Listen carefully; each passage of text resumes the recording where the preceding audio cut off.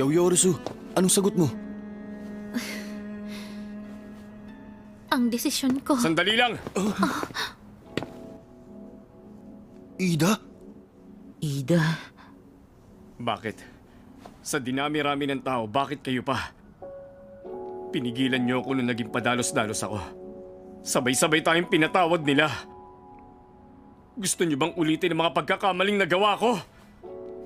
Sobra na to! Ano bang sinasabi mo dyan? Mga minor de edad pa kayong lahat.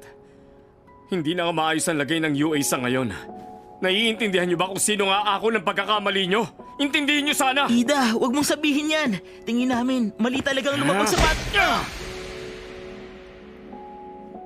Nahihirapan din ako! Nag-aalala! Normal lang yon! Ako ang class representative ninyo. Inaalala ko lahat ng classmates ko. At hindi lang si Bakugo! Nung makita ko ang lagay mo, naalala ko ang kapatid ko na nakaratay.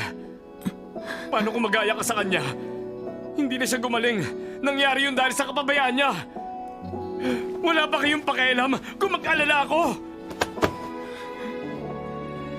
Wala ba talaga kayong pakialam kung anong mararamdaman ko? Ida, Ida, hindi namin akalain na makakaharap namin sila at kami ang mananalo. Ililigtas namin siya ng di lumalaban. Gagawin namin ang covert action. Sa ganung paraan lang kami makakalaban na walang sinusumay na kahit anong patakaran. Meron akong tiwala kay Todoroki. Pero, kung ano man ang mangyari, mapipigilan ko ang balak nila. May balak din akong samahan sila. Yaoyorozu! Yaoyorozu! pasensya na. Hindi ko pa rin alam. Kahit sabihing maaabot ko siya, hindi ko kaya na walang gawin. Naiisip ko laging iligtas siya. May mga kwento ng top heroes noong nag-aaral pa lang sila. May pagkakatulad ang mga nangyayari sa kanila. Kumikilos na ang katawan nila bago pa sila makapag-isip. Hindi tayo magkasundo. Kung ganun, isama ninyo ako. Natatandaan mo pa ba pagtapos ng USJ attack? Nung sinabi kong may malaking mangyayari. Sama-sama ngayon ang mahuhusay nating heroes. Sige, mag-usapan na natin ang strategy. Tatanungin ulit kita. Aspiring hero, Katsuki Bakugo. Gusto mo bang sumali sa amin? Bakit hindi ka nalang mawala? May malaking mangyayari at magsisimula na yon.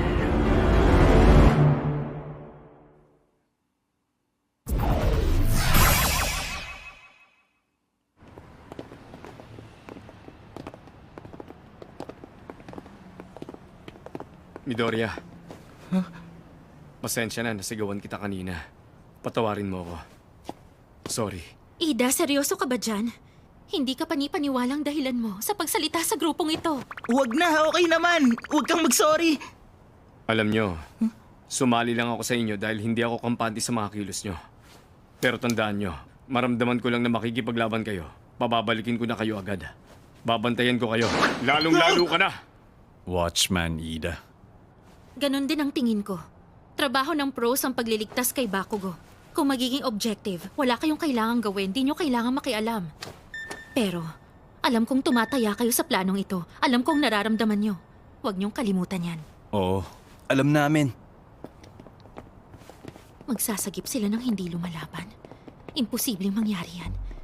Hindi ba nila alam na hindi na sila nakakapag-isip ng maayos? Siguro, pag nandun na mismo sila, makikita nilang mahirap. At saka nila masasabing napaka-imposibleng mangyari ng mga balak nila. Lumabas dito sa coordinates ng receiver ang Kamino Ward, Yokohama City sa Kinagawa Prefecture. Paalis na tayo sa Nagano, 2 oras ang biyahe. Darating tayo ng 10 o'clock.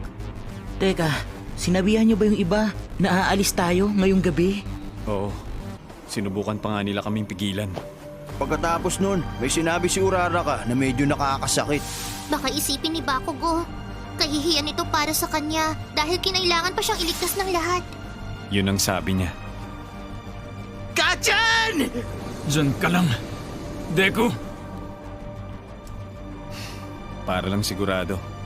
Alam niyong makasarili tayo sa gagawin natin at walang ibang papayag na gawin natin to. May oras pa para umatras tayo. Sana una pa lang di na ako pumayag. Hindi niya hahayaan ng villains na gawin ang gusto nila sa kanya. Eh ikaw, Midoriya. Ako? Ang panghihimasok kahit hindi ka kailangan ang tunay na diwa ng pagiging hero. Mama, si All Might ang nagbigay ng lahat ng kailangan ko. Kung ako ang pinili niya para dito,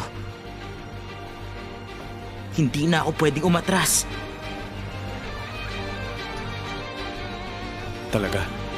Mabuti naman.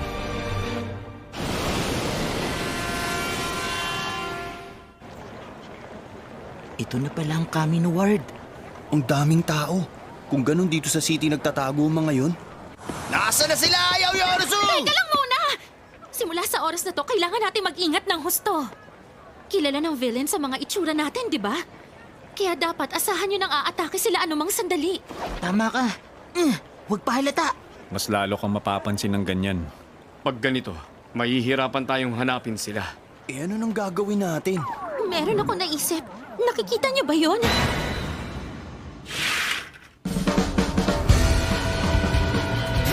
Hoy kayo! Ano ha? Ayos ba? Magpanggap. Ganun nga ang idea. Ano bang klaseng look to? Mamaya ako sasabihin sa inyo. Hoy kayo! Di ganyan! Iusli mo pa yung panga mo ng konti.